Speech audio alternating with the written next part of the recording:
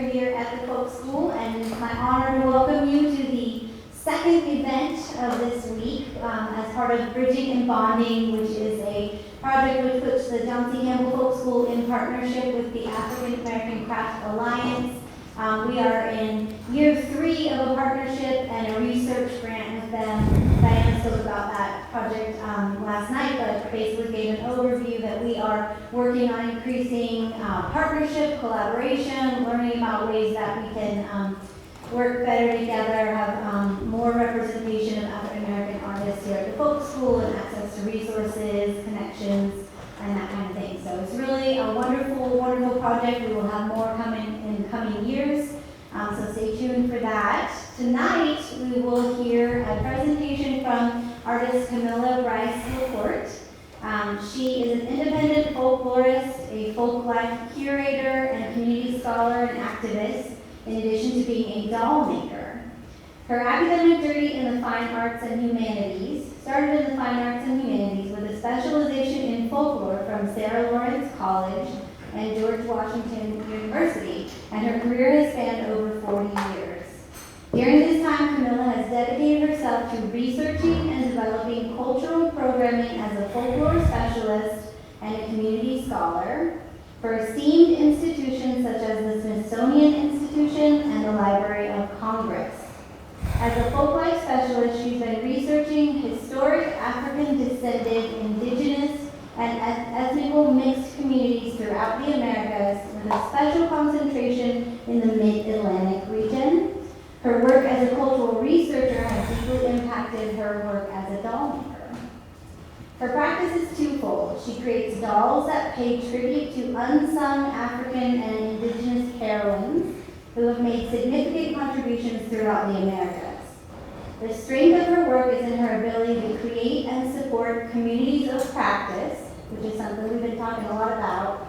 Historically, in African and African American societies, art is an outgrowth of both personal and communal experiences. Their visual and performative expressions are tied to history, culture, spirituality, and identity. In 2019, Camila assembled an informal collective called the Village of African American Doll and Puppet Artists. This talented group of doll and puppet makers include visual and performing artists, teachers, cultural workers, and entrepreneurs, all of whom came of age during the civil rights and the Black arts movement of the 20th century. For the past 5 years, she's organized collaborative exhibitions and public programs aimed at shedding light on these important cultural and artistic traditions. In 2023, she curated The Calling, the Transformative Power of Doll and Puppet Making, a traveling folklife exhibition that just completed a successful debut at the City Lower Gallery in New York City. This exhibition celebrates the exceptional artistry of African American contemporary doll and puppet makers. They are torchbearers of these dynamic African-derived traditional practices. They're artists and storytellers who skillfully employ natural fibers and found objects to intricately weave history, culture, artistry, and spirituality of the African diaspora. In 2025, Camila is scheduled to bring 2 exhibitions to Montgomery County, Maryland. One is The Calling, the Transformative Power of Doll and Puppet Making, which will open at the Forbes Gallery. And in April 2025, the Sandy Springs Museum will host the next iteration of The Calling, the Communities from Which We Came. This is a retrospective exhibition exploring the relationship between African American art, music, and social justice movements from the golden age of Black arts, which is 1970 through 2001 to current day. So it is a real honor to have her here. She's here all week, and I'm going to turn it over to you. Thank you.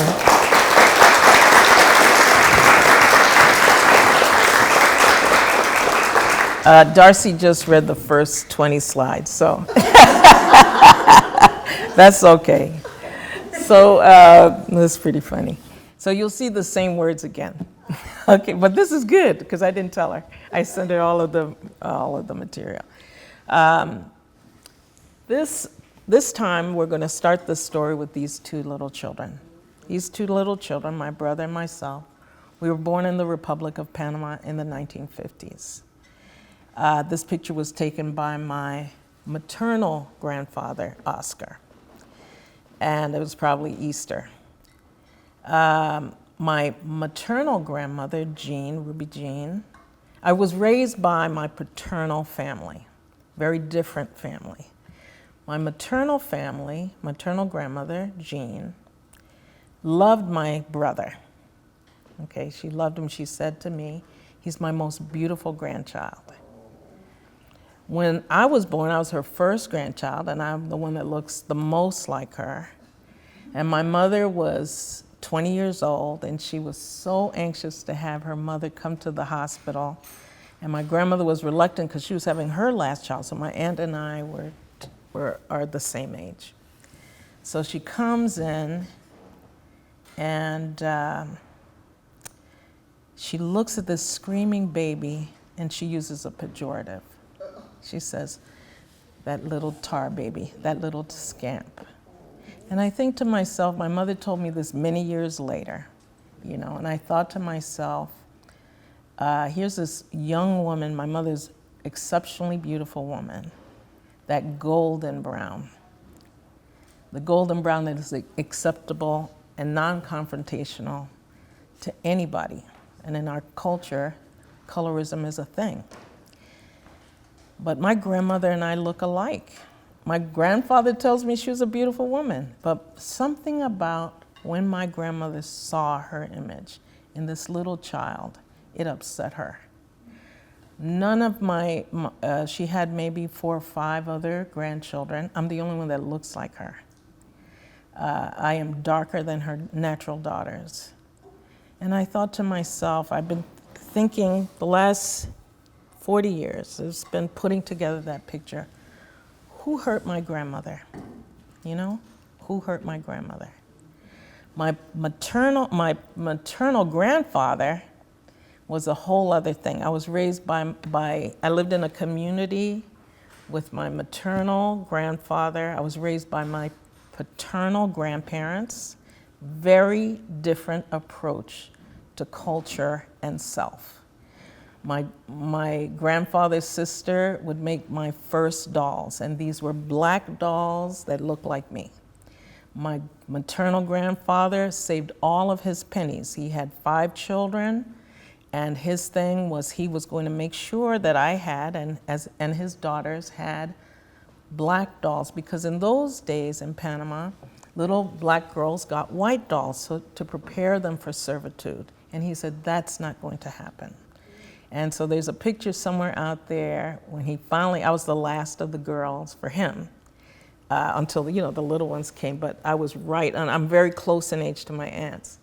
And so there's a picture of him holding me, holding a doll dressed like me. The doll has more hair than me, but we're both wearing what we used to call dungarees, not blue jeans and checkered skirt, checkered top, but the doll and I looked identical.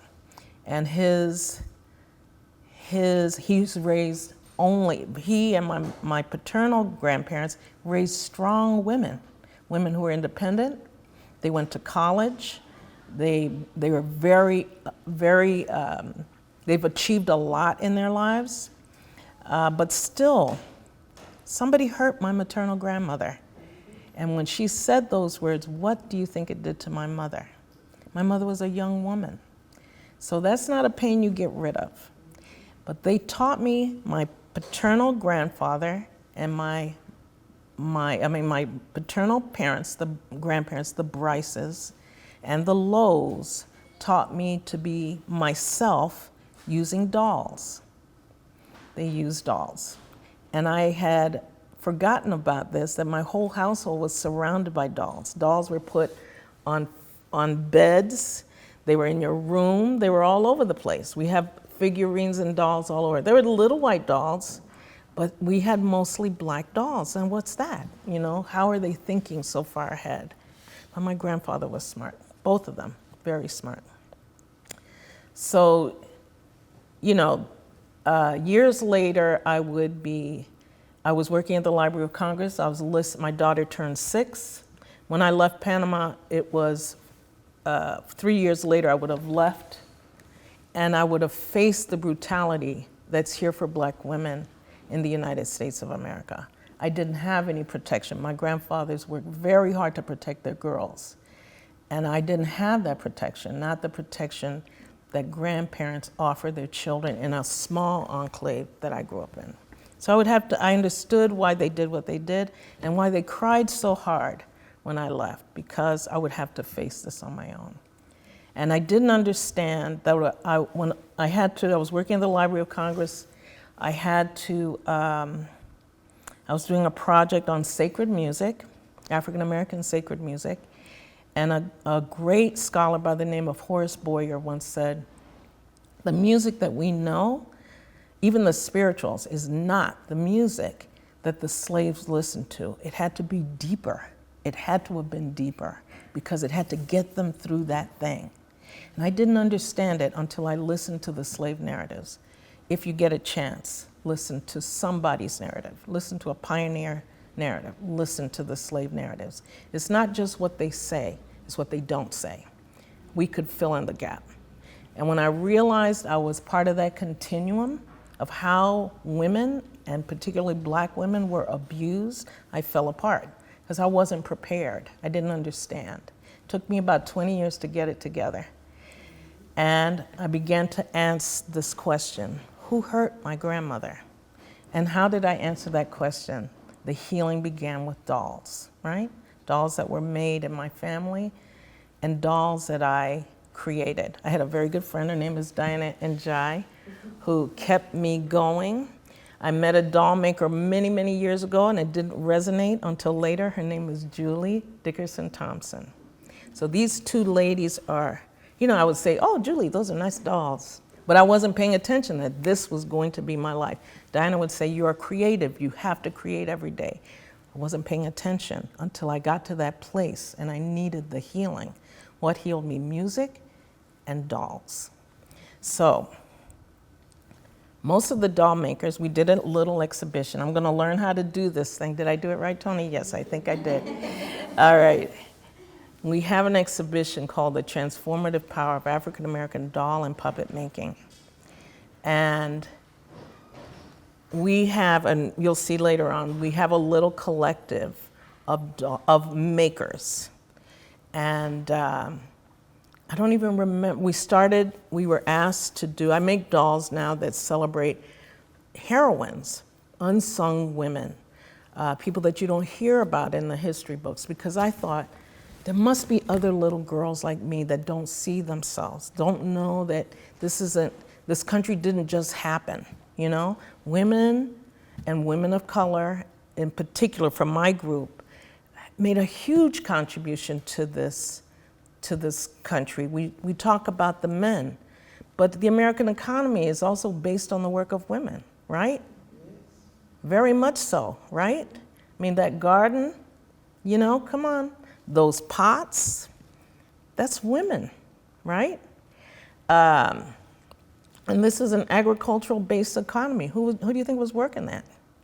Okay, so I started to tell those stories of women, their struggle for not even equity, just survival. Okay, and I started to do it in dolls, and when I did, the world opened up. I met other doll makers who were doing something similar. And I couldn't believe they wanted to tell their story, and they were telling their stories in dolls. So we started out doing small exhibitions, and then we were invited to come to City Lore. It's run by a great folklorist. His name is Steve Zeitlin, and his wife, what is her name? What's Steve's wife's name? Amanda Dark. Absolutely wonderful folklorist. And they do urban folklore. And they said, well, when I first presented the doll artists at a conference, people were like, we didn't even know this stuff existed. And then when you see their work, I say, well, is that a doll? Yes, it's a doll. They are these women and men. There are 26 of us. In this exhibition, we chronicle African American history from Africa to the present day using dolls and puppets. In the This one is done by Elaine Robnett Moore. She's a mother who made this doll for her children. This is how the dolls were made, and they were important because they affirmed the child, they affirmed the child's place and relationship to the community. Elaine was going to make one for each of her kids. She has a lot of kids, so she only made one and they had to share. But this doll is named Kizzy, after Kizzy in Roots. But her impulse to get the right color, to get the right texture hair, that's what mothers have done historically for centuries, right? I'm talking about African American culture, but I'm sure wherever you're from, you can relate to this. It's just that they tend to, our work gets misappropriated and we get left out of the story. So my job is to make sure that the story is inclusive. Okay, this is my granddaughter. So the focus, she is one of the main reasons I do this. You can see that she's multiracial. She's multi everything.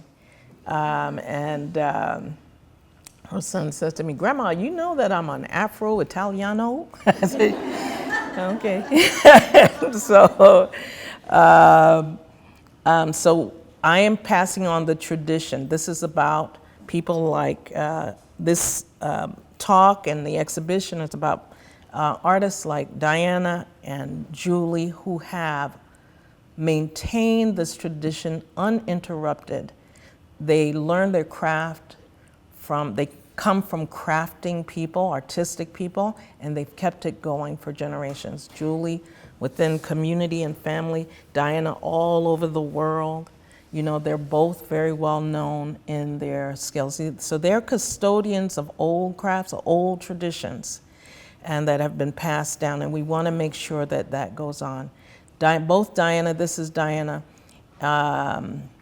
Diana's, this quilt here represents the Middle Passage, what we had coming into this country, what we brought to this country. This quilt, as a matter of fact, has won an award. And she's chronicling history and culture and spirituality. One of our other doll artists is Francine Haskins, and she starts with the question, what is the calling? What is my calling? She answers it in poetry. Of course, the print is too small. A calling is a confirmation. I'm on the path. The path is the goal.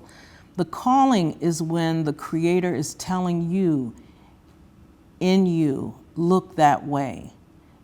It's a purpose and a destiny. My art is what I do, but the purpose of my art is to teach. It's to listen to how people say, not what they say. In my family, I am different.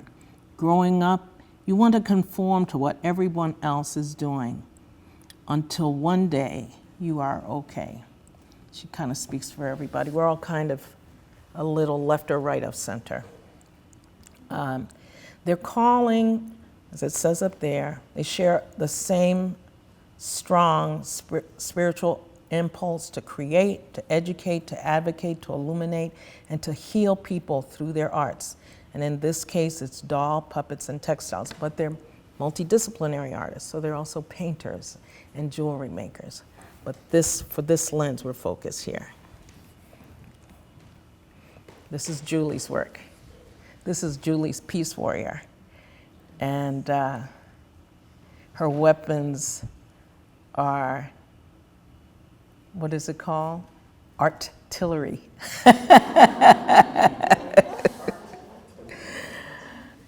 At the core, these artists understand their responsibilities to themselves and their communities to preserve, promote, and most importantly, to make certain that their legacy is passed on to the next generation. Julie now has a fourth generation of doll maker. It's her granddaughter who's in this picture. Julie created this section of our exhibition. It's our children's corner. It's called The Legacy. It's appropriate. Diana starts the exhibition and she ends the exhibition. Okay, so our community, we don't plan this aesthetic. It's not like we wake up and say, you gonna wear orange? Okay, I'm gonna wear black. This picture was taken spontaneously at one of our exhibitions. And it just so happens that in our lives, we begin to commit to our own aesthetic. Mine happened at 12. My father had gone to Ghana. I saw this cloth that he brought home, and I made me some pants and did all of this, and it stuck. It just spoke to me. And there was a woman, a great woman by the name of Rosemary Reed. She owned a shop called Toast and Strawberries, and she affirmed what I was doing. She had a lot of other young women, but I was like, I have this thing in my head. She said, you look good in this. So she would get clothes, I couldn't afford them, line them up. And one of the designers that I would put on layaway is the young woman in the black and white in the center. Her name is Sahara Parizada. I didn't know that we were the same age. She designs this, she designed the coat that I'm wearing here. And you see next door in the next picture, this is Sahara's house. Sahar articulates what we all feel, that art is not something we just put on a wall. It's something we live with our art, we embody our own aesthetic. So if you went into one of these doll artists' home, if you go to Diana's house and then go to Julie's house, and then to Sahar's house, you're seeing a narrative, that goes like this. It's so much fun, right? And it doesn't matter how it looks, it always feels the same. It always feels like home. So we're getting ready to do the exhibition at City Lore, and one of the most inspiring home is this home. This is the home of Paula Whaley. Paula Whaley, she's the baby sister of James Baldwin. James Baldwin was like her brother. She was born the year that their father died. And so he took, at a very young man, I think he was in his teens, he took on the responsibility of being both her brother and her father. So they were extraordinarily close. And he's the one that discovered that she had a talent for art and took her to, she studied fashion design. She actually went to school with Diana. They went to this, the Haru program together, didn't know, we just land in the same places, all of us land in the same places. And she brought all of her, when her brother died, she was in deep grief. And another artist said, you have to start working with clay because you're getting ready to die. And she started working with clay. She brought the clay and her fashion sense there. All of the grief, you can see what she's doing, right? So we said, okay, that's her right there. Ancestral tributes are what she does. And we recreated the room, some fashion of the room here. And that's her, her doll is in the middle and Diana's are on either side or flanking the other side. And it's asking the question, she's paying tribute to a bag woman who used to live and work on 125th Street at the subway station, and she would sell paper bags, right?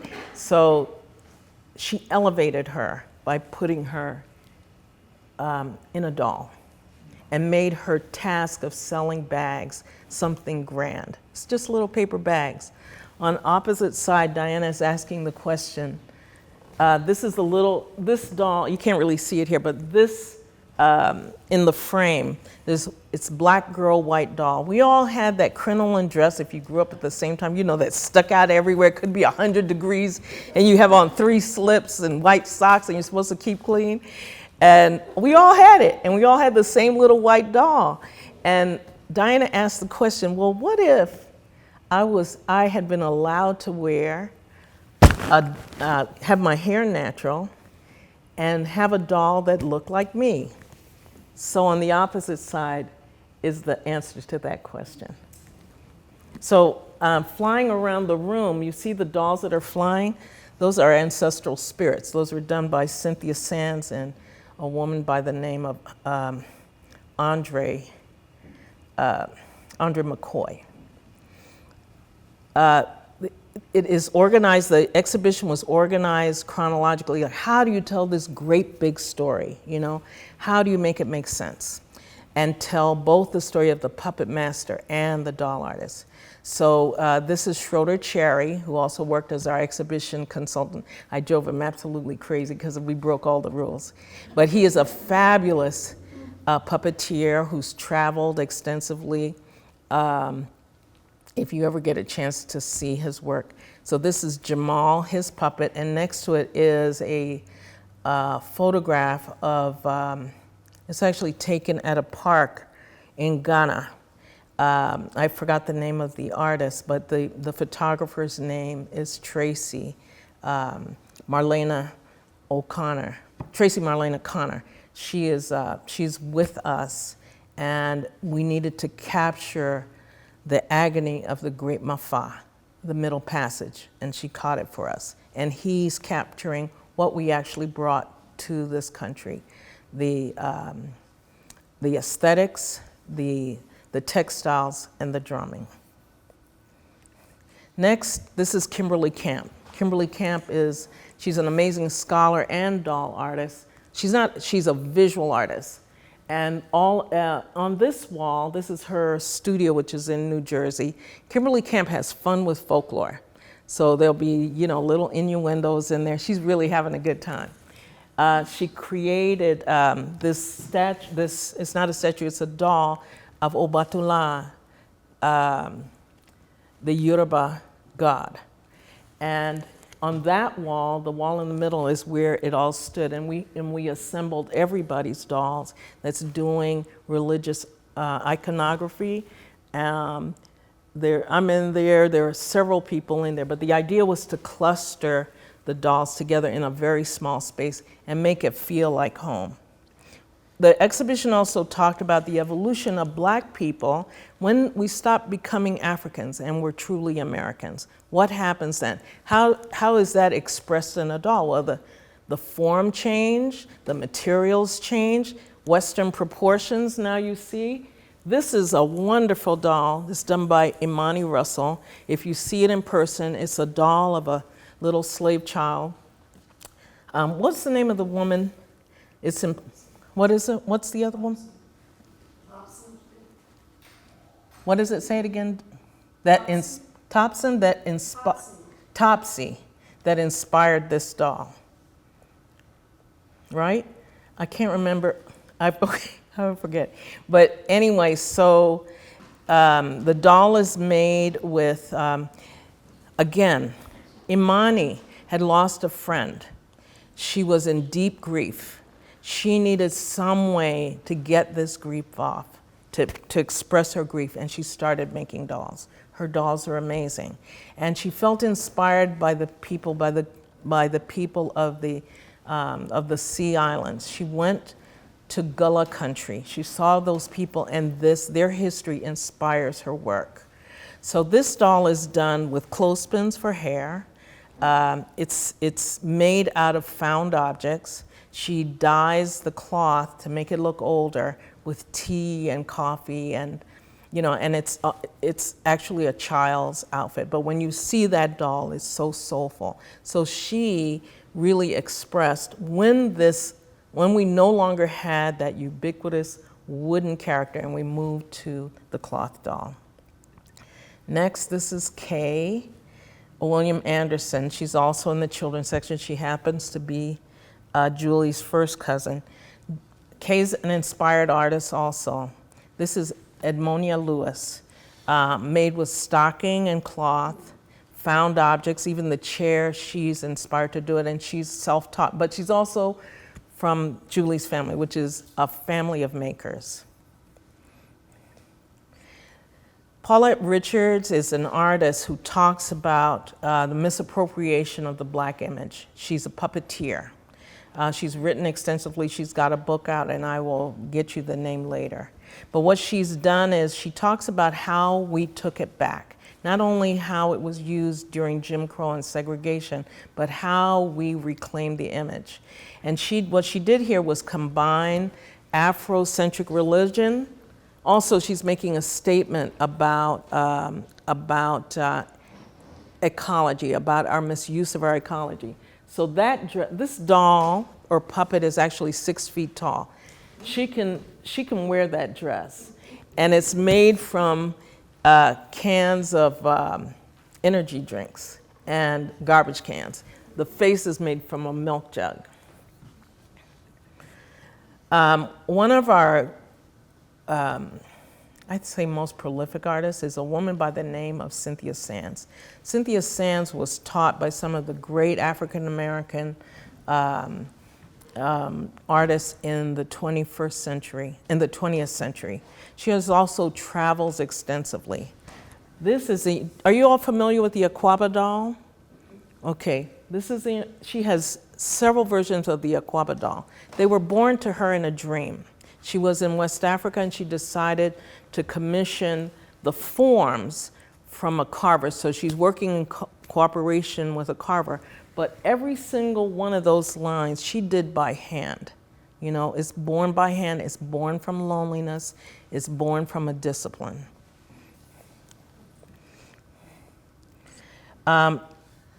When we transform the space, the walls are covered with dolls, but it's a small space. So what we did was put a table in the middle. So when we're working together, there's a table in the middle. Even now, even here, we have a table in the middle. And when we did that, the energy of the space changed, right? So the art is on the side. You have an African-American aesthetics on the wall. And when you put the tables down the middle, now you have community. Right? And it's filled, the rest of the gap of the story is filled by the people coming in. So City Lore also, we use this for several of our public programs. We use the same concept of the table down the middle. So we normally work in silos, but when we're together, we're at a table and it's down the middle of the room. So it becomes, for this adult doll making workshop that Francine Haskins did, it becomes a healing place. We fill that room with women who wanted to sculpt, to be together, and to heal. Julie had a similar program with now mothers and children. The walls, the inspiration for the kids is on the walls, and the dolls it's an activity that mothers and children did together. What we did most successfully is engage children. This little boy saw Schroeder's puppet and said, he's my favorite because he looks just like me. So Kabibi Ajanku, who is an artist out of Baltimore, she came and spoke to them, to a young group called Mind Builders. We were working in cooperation with Diana and the African American Folk Alliance.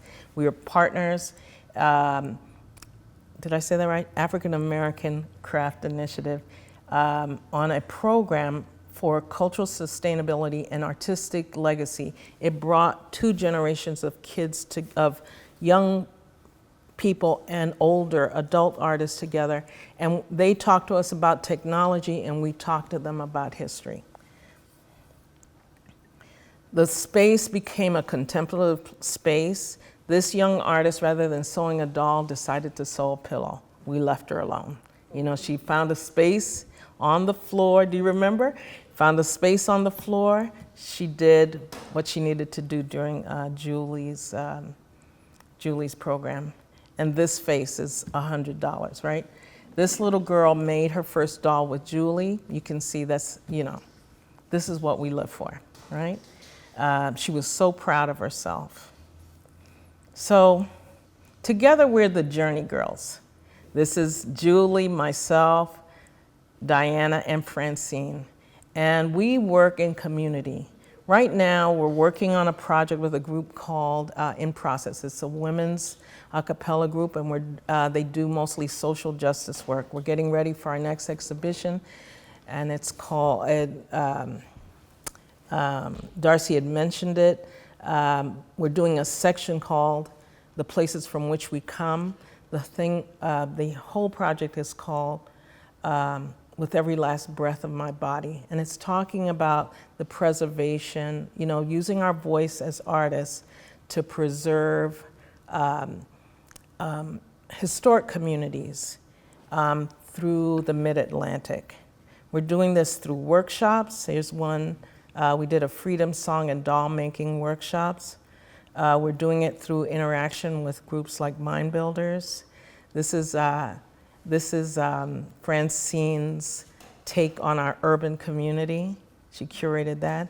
But the communities that we're most looking at are, this says Black in the Land of the Piscataway, which was the name of another project, but we're looking at mixed race communities throughout the Mid-Atlantic, particularly in the Chesapeake watershed. The Chesapeake watershed, largest estuary in the United States, and along in all those rivers and land formations, there are communities. They were once primarily indigenous communities, lots of tribes in the Chesapeake. We say Native American as if we're talking about one group, but it's several ethnic groups, several cultural groups.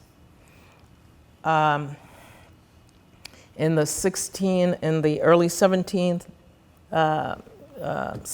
centuries, early to mid, we had really the first great migration, and that was of Europeans coming to the land, right? It changed the complexion of the land. It changed who these people were.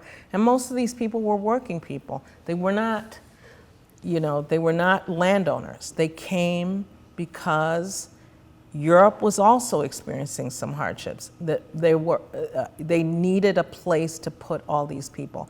They came here. And with them came millions of Africans. They worked the land together. The cultures were together. Something called the Bacon Rebellion, if you don't understand. The threat of having these three groups, disenfranchised groups working together, was very real. They overthrew the British government in Virginia. And since then, the government has been working to keep us apart.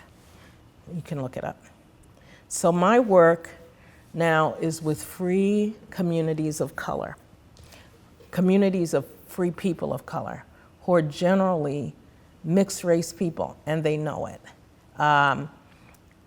Many of them, what happened to the tribal groups in the Mid-Atlantic when they took in people of other races, particularly African Americans, they lost their tribal identity. It was taken away from them because they were considered now mongrels. But these people continue to exist, and they continue to celebrate their culture and integrate other people's traditions. So what we're doing with the doll artists and the musicians is where the Journey Girls are going into these communities because they're being destroyed by gentrification, by climate change, and just neglect. And we are bringing our voices to the table and explaining that these are the communities from which we come. These communities are important. And that'll be part of our next doll exhibition. And that's it. Thank you.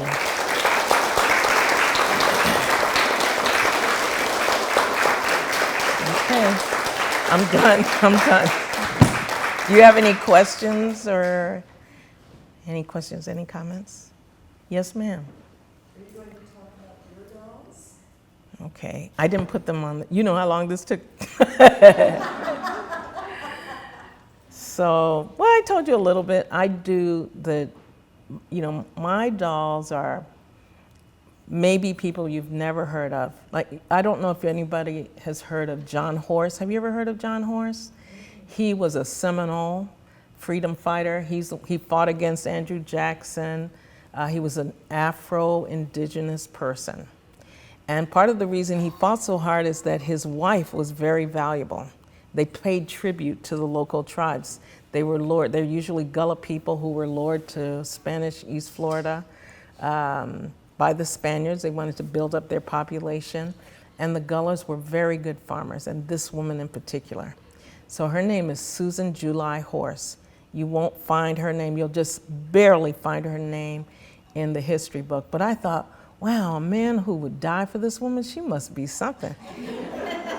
So when I looked it up, and you have to read his bio to get her bio, but she was there fighting with him, 3 wars, everything he did, she did in a skirt, right?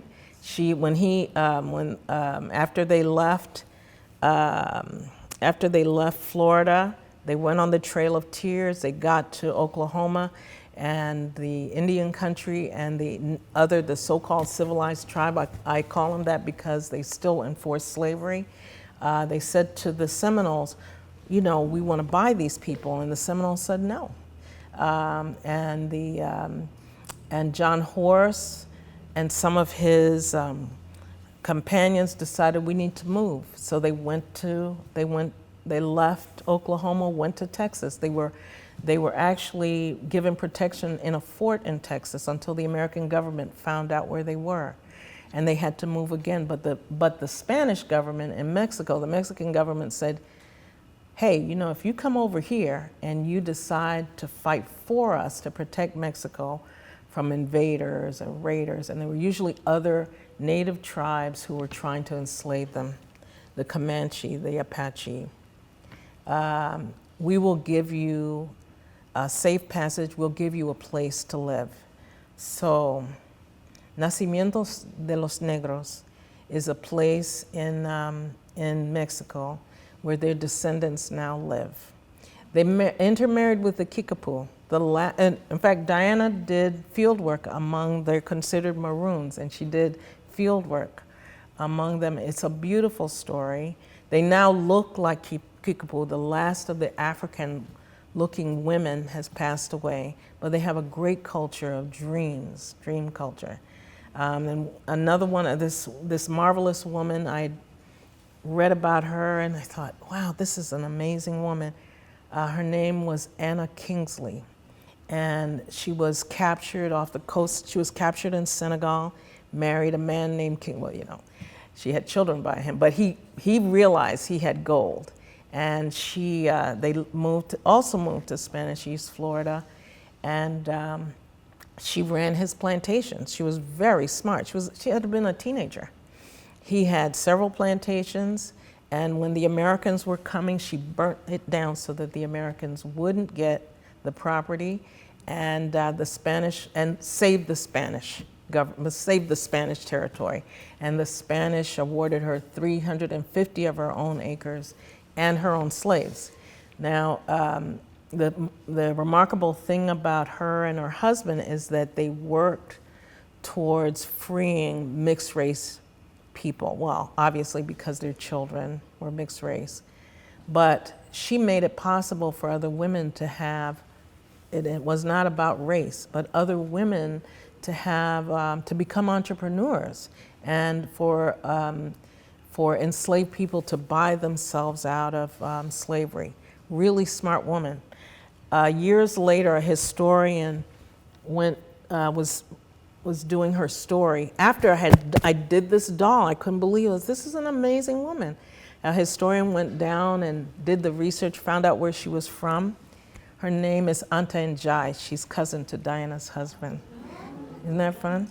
And she is, if you know who Janetta Coles is, Janetta Coles is one of her descendants. So it's so you see, these women are filling the gap in our history. Another one, Luisa, out of Puerto Rico. She was a cacique for Puerto Rico. There were only 2 female chiefs, and she thought, the Spaniards were coming, and she thought, okay, if I marry this guy, maybe it'll save my people. Well, she married the guy and her people killed her, but she was not, that's not funny. But it is that heroism that was always striking to me. So these are the kinds of dolls that I do, and I do them for libraries or talks like this, and so that just to spread the wealth around. And I encourage you guys to do the same thing. Is that it? Okay. Yes, ma'am.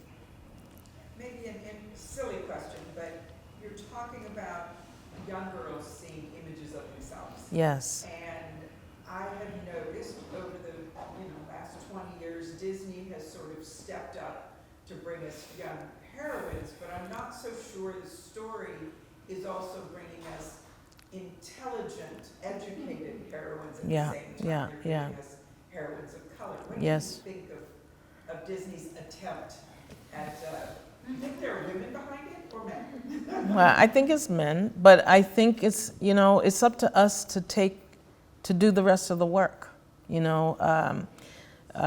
Amazing that we're 51% of the population and we're still waiting for other people to tell our stories. We got great stories. On the other side, if you ever get a chance, the Women's Museum, one of our doll artists is a bookmaker. She makes the books from scratch. Her name is eBay Crowley. And did I say it right? She was here last year. Oh, she was here last year. Amazing speaker. But she's now a featured artist. She's still there at the Women's Museum. But if you get a chance, the Women's Museum had a collection of diaries of women pioneers. It's the loneliest set of books I've ever read. But to understand what women have endured, you have to do this. There's another historian, she's not really a historian. It's important that we tell the stories from within. There was a woman, she was a Victorian. And of course, the Victorians feel like they're above everybody, and we know they're not.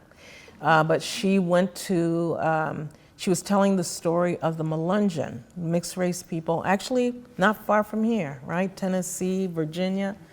They had some cultural tenets that she found disturbing. Among them were women's value. Comes out of the Cherokee tradition, where women's value was in part based on how many partners they had. This is not unusual. The Yanomamo do this in South America too. But for us, it seems, oh, no, this is wrong. But she wrote this scathing article. I think it was for Harper's Bazaar, but she was telling it from her perspective. She never asked the question, where did this come from? She never understood that these women were in control of the situation. That she never asked those questions. And so, yeah, back to Disney. Disney's not asking those questions. We have to fill in that gap. We have to tell that story. That's what I think. Go ahead, ma'am. Yes, ma'am. Actually, this is a funny thing. We think of mermaids, black mermaids Yeah. today. And so I had to pick up the whole controversy about the Little Mermaid in Yeah. Disney. Yeah. And actually, some of the first prototypes for mermaids were in African traditions. In West Africa, there were traditions of women water spirits Yeah. and mermaids. Yes. One very famous one, or one well known, is Mami Wata. Mami Wata was actually a spirit that connected the Atlantic Ocean, connected the diaspora, and is known both on the continent in West Africa and in the diaspora on this side of the Caribbean and even sometimes in the United States. A lot of these prototypes of what we call folk stories began Yes. on the African continent, but also because we've always been a global. People think okay, there's all these separations, but there were so many connections. Yes. That came from way back. Yes. And so when people have this controversy about a African descended mermaid, Disney was actually getting some of that right.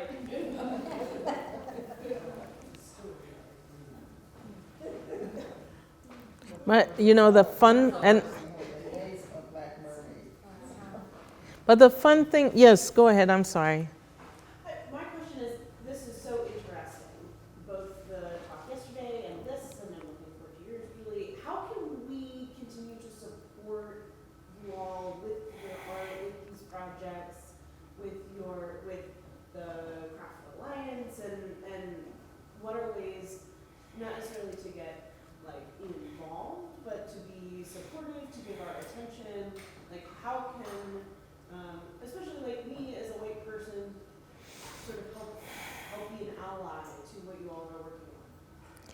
One of the things that Diana and Julie will answer, they have been doing this work for a long time. What I'm doing at the Sandy Springs Museum, I don't know if you know, the Sandy Springs, Maryland was a Quaker community, and it's also one of the routes to the Underground Railroad. There's a very old black community. Remember you were talking about Kingdom Land, Anna? You remember you were talking about that? There are lots of those.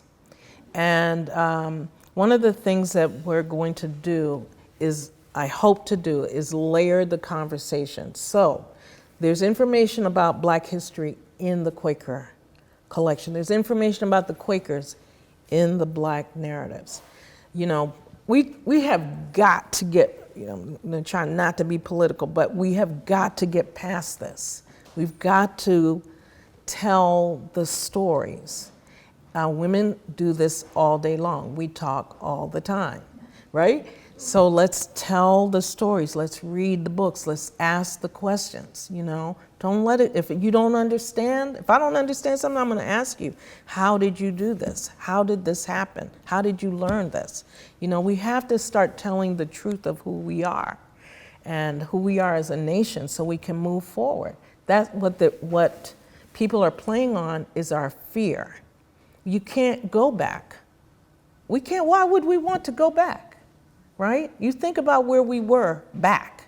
There was no woman on the Supreme Court back, no woman as vice president back, no women in Congress back, and the women that are saying things about the women who push forward are hilarious to me because you would still be back. You don't want to be back.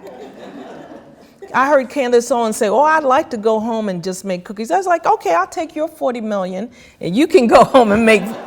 No, you don't want to do that. Let's tell our truth. Let's tell the truth of who we are. And, you know, we all have our strongholds, right? We want to believe in our strongholds, but we gotta keep pushing forward. That's where you can help, is make it possible. This has been an absolute, I can't believe we still have more days, you know, together. It was fun watching Karen read Julie's book. Karen was experiencing something she'd never even seen Julie. Julie's book moved her to tears. I mean, come on, you know, that's a maker to maker connection. That's what I think. I think we just have to keep doing this. I do this work so we are counted, right? But I'm sure you're hearing something that a woman came in from Minnesota. She's Norwegian. Her grandmother had given her a doll. She didn't understand the significance of the doll until she walked into this exhibition. And she's an older woman, so her grandmother's been gone for a long time. She stopped dead in her tracks. She said, I finally get what my grandmother was talking about. She's over 80 years old. And so we have connections to make. That's what I think. Did you want to answer about the? Yeah, no, I think you've answered it beautifully. And, you know, we have knowledge, and we have knowledge about not only the culture, but if we go to learn about all of the cultures that make up this nation and all of our histories, we'll find that there's more to it than what we've all had, you know, growing up. And make sure that that gets communicated to our kids, to our peers, and so we have these conversations not from a point of view of fear or distance, but from a point of view of where we're connected. And I think what is very interesting, you know, back in the 60s, one of the really, the civil rights movement talked about, and, you know, integration and so on, but one of the things I think with the civil rights movement that is a bit different from what we're talking about now, it's that it was talking about assimilation, and then there were the points talking about, okay, making sure that that diversity was recognized, and I think we're at that point of synthesis, recognizing the importance of each of our cultural heritages and each of our histories, but looking at how they were intertwined, how they come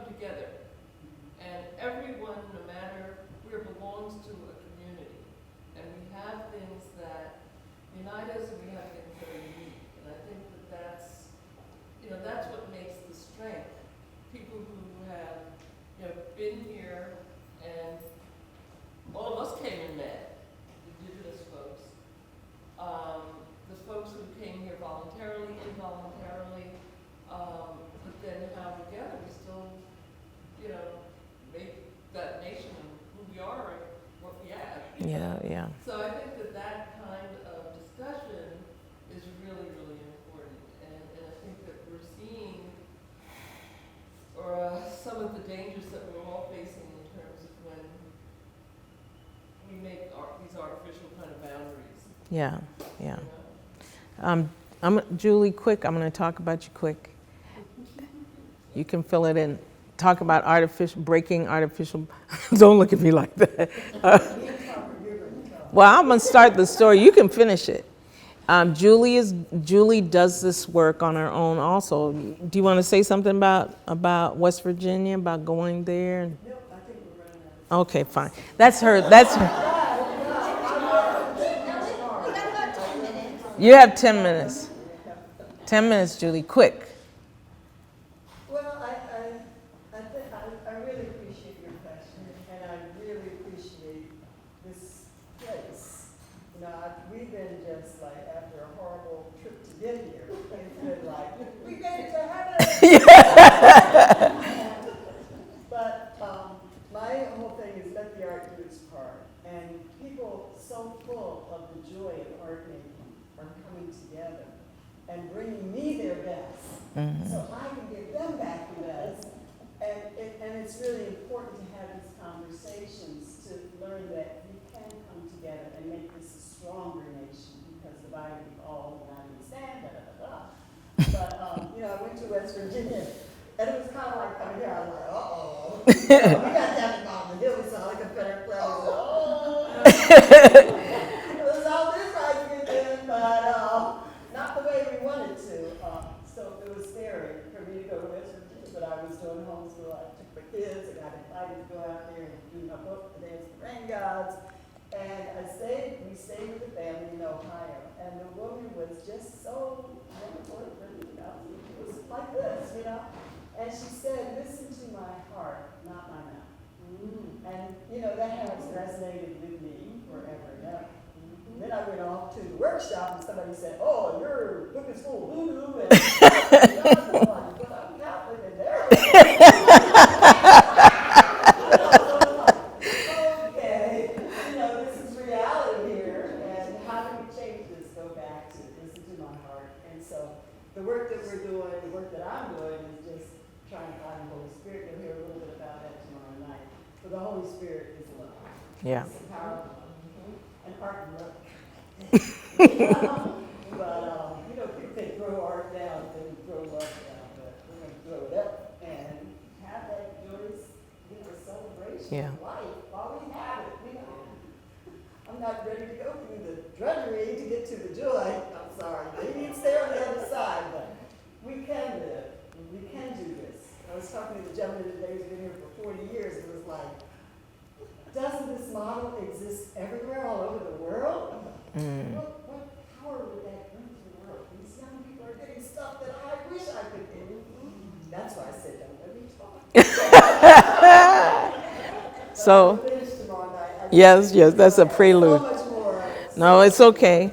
So, one of the things that we have to get used to doing is talking about this both as all three things. It's history, culture, and spirituality.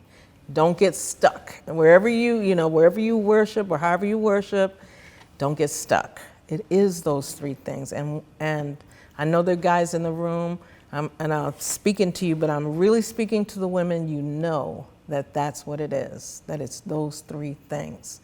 And we cannot, the word is not abdicate, it's giving somebody else authority. What's that word? You can't allow somebody to have authority over, abdicate, thank you. You cannot abdicate for somebody else. You've got to stand on that. And I know I sound like a preacher, but at this point, we got to be real about that. That is very real. There's something working here. You know that, right? You all know that. And if you don't know it, you will know it.